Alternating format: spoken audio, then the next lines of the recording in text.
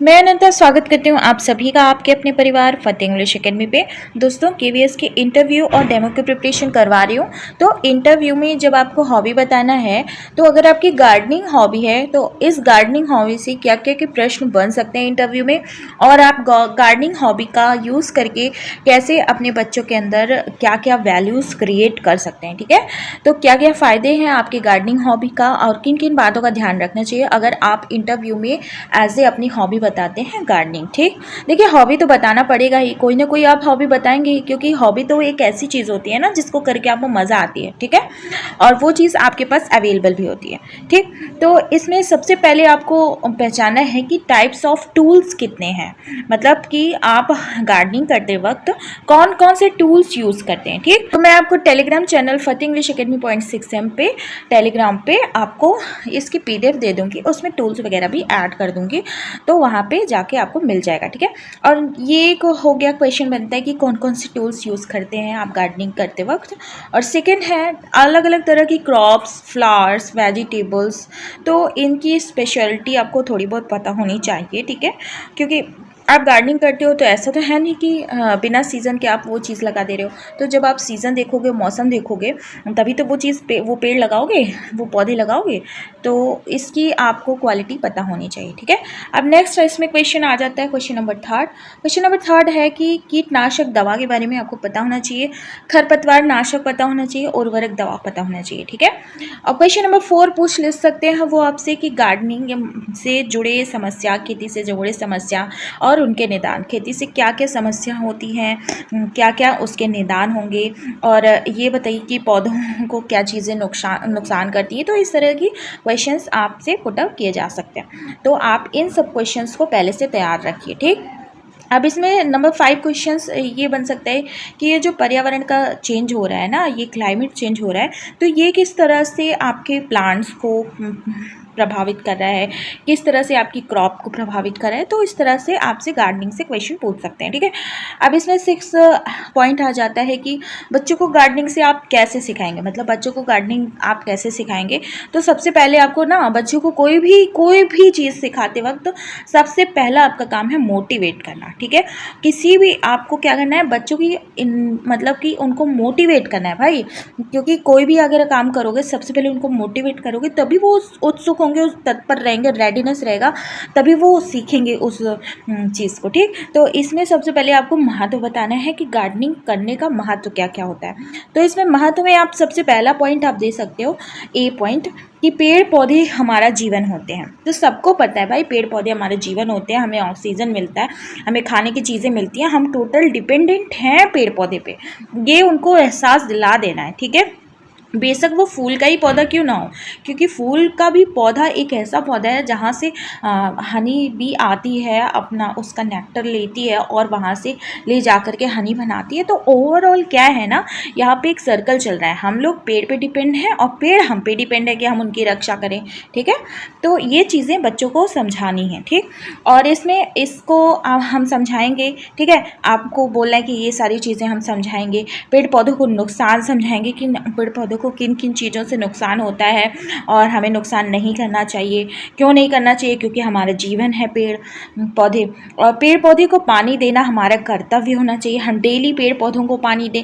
Even किसी किसी culture में होता है कि पेड़ पौधों को पानी देना, जैसे तुलसी, नीम, तो इस तरह से कहना है कि देखो नीम, तुलसी, इन सब में पेड़ में पानी डालना और मम्मी पापा लोग करते हैं। तो बेटा ये सब क्यों करते हैं, क्योंकि देखिए नीम हम लोग को क्या देता है, ऑक्सीजन देता है, और जो तुलसी देता है, तुलसी क्या देता है, तुलसी हम लोग को मेडिसिन देता है।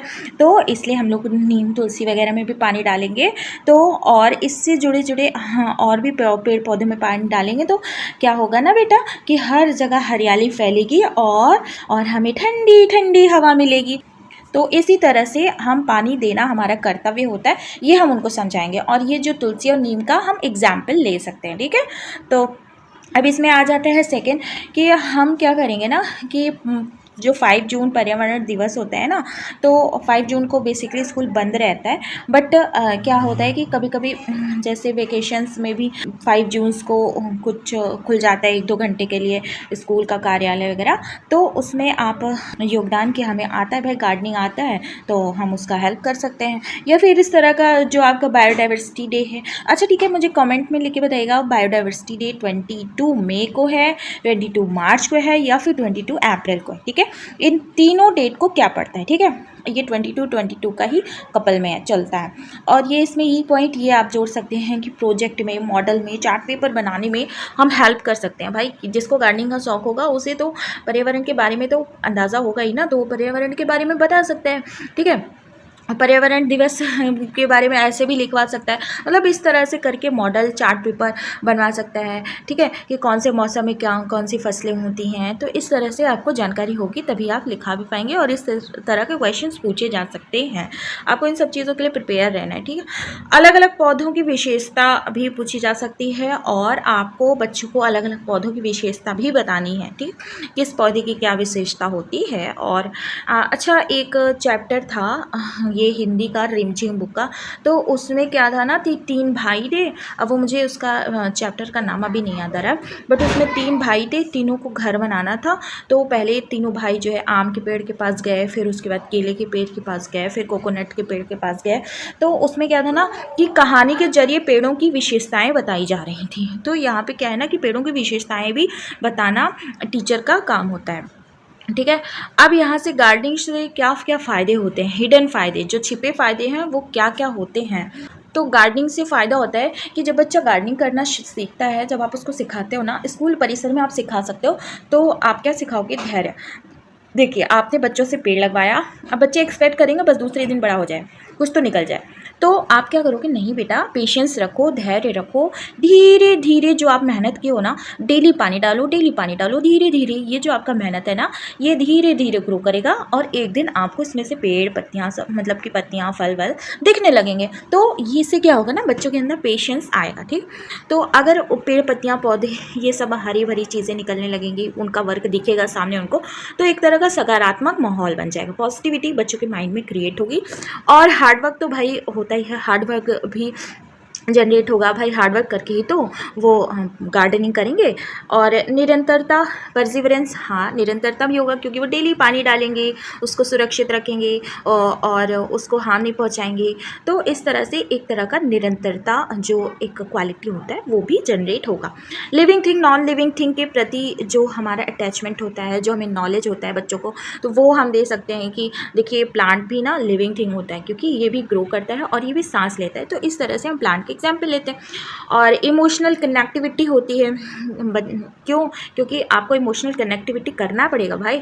अगर आप पेड़ के बारे में नहीं सोचोगे, पेड़ को काट दोगे, तो फिर कार्बन डाइऑक्साइड कहाँ पे जाएगा, कहाँ पे हमारा ऑक्सीजन हमें मिलेगा, कहाँ पे कार्बन डाइऑक्साइड हम कहाँ जाएगा बताइए। तो इस तरह से हम, जैसे बड़े बच्चों में तो इतना हम कार्बन डाइऑक्साइड का फॉर्मूला वगैरह जानते हैं, लेकिन छोटे बच्चों को क्या है ना कि छोटे बच्चों को जैसे होता है ना कि बेटा अगर आप आम का पेड़ काट दोगे तो आपको आम कहाँ से मिलेगा।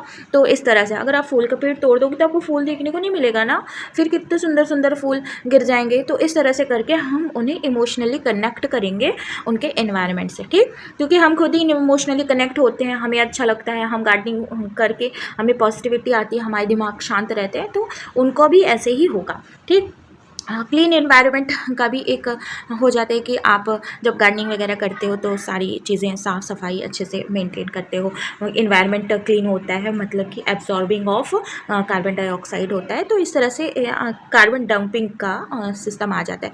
देखिए कार्बन डंपिंग क्या होता है ना, कि कार्बन को एब्जॉर्ब करने वाला। अब इसमें नेक्स्ट है SDG 13, जो हमारा सस्टेनेबल डेवलपमेंट गोल है 30 नंबर का। वो कहता है लिमिट करने का, क्या लिमिट करने का, जो हमारा कार्बन डाइऑक्साइड है उसको लिमिट करने का और अडेप्ट करने का, जो क्लाइमेट चेंज है हम उसके प्रति अडेप्ट हो जाए। ठीक है, तो ये एक तरह से गोल सुनिश्चित होगा, क्योंकि देखिए पेड़ लगाने की भावना रहेगी तो निश्चित ही क्या होगा कि ये बाद में जब बच्चे ग्रो करेंगे तो इनको ना इन्वायरमेंट के प्रति लगाव रहेगा और ये अपना कंट्रीब्यूशन दे पाएंगे। ठीक है, देखिए ये जो क्वेश्चन पॉइंट 9 है ये बहुत इंपॉर्टेंट है। जो ज़ीरो कार्बन इमिशन का हमारा उद्देश्य 2050 तक कंप्लीट हो जाएगा। ज़ीरो कार्बन इमिशन का मतलब ये नहीं होता कि अब कार्बन इमिशन ही बंद हो जाएगा, कार्बन निकलना ही बंद हो जाएगा, नहीं, कार्बन जितना निकलेगा उसको एब्जॉर्ब करने के लिए उतने पेड़ भी होंगे, ठीक है। तो इस तरह से होता है कि भाई जितना कार्बन रिलीज़ हुआ उतना एब्जॉर्ब भी हो गया, तो न्यूट्रल हो गया, मतलब कि ज़ीरो हो गया। तो ज़ीरो कार्बन एमिशन का जो लक्ष्य है 2050 तक, ये हमारा अचीव हो जाएगा इसके ज़रिए। और ये बहुत बड़ा एक मिशन है, ठीक। ये 10th आ रहा है कि आपको एक्सरसाइज मिल जाती है। भाई एक्सरसाइज तो होगी जब उसमें बच्चे मेहनत करेंगे, पेड़ लगाएंगे, कितने पसीने निकलेंगे, उनके पसीने का जो वर्क रहेगा ना, जब उनको दिखेगा पेड़ पौधों के रूप में, तो उन्हें बहुत अच्छा लगेगा। तो वो वर्क करेंगे, पेड़ गार्डनिंग करेंगे, उसमें से फल फूल निकलेंगे। तो ये आप एक एग्जाम्पल ले सकते हो कि बेटा देखिए आपने मेहनत किया, और एक दिन में ही मेहनत किया, मतलब कई दिनों तक मेहनत किया, और आज देखो आज ये पेड़ खड़ा हो गया है, तो आज ये आपको फल दे रहा है, फूल दे रहा है, सब्जियां दे रहा है। तो इस तरह से करके आप बच्चों को एग्जाम्पल दे करके ये भी बता सकते हैं, लाइफ से कनेक्ट करवा सकते हैं कि इन फ्यूचर आप को कैसा बनना है, ये आज आप डिसाइड कर लो, ठीक। अगर आज आप मेहनत कर लोगे तो कल को आप भी अच्छे से ग्रो करोगे, अच्छे से रहोगे, अच्छी लाइफ सर्वाइव करोगे। अदरवाइज़ आप क्या होगे, आप हमेशा परेशान रहोगे, ठीक है। तो इस तरह से करके आपको बच्चों को मेंटली मोटिवेट करना इस गार्डनिंग से बहुत ईजी होता है, क्योंकि गार्डनिंग बहुत अच्छा मुझे लगता है कि गार्डनिंग। तो ठीक है फ्रेंड्स, आपको PDF मिल जाएगी, और फिर मिलते हैं नेक्स्ट टॉपिक के साथ। ओके, तब तक ले बाय बाय, टेक केयर, नमस्कार।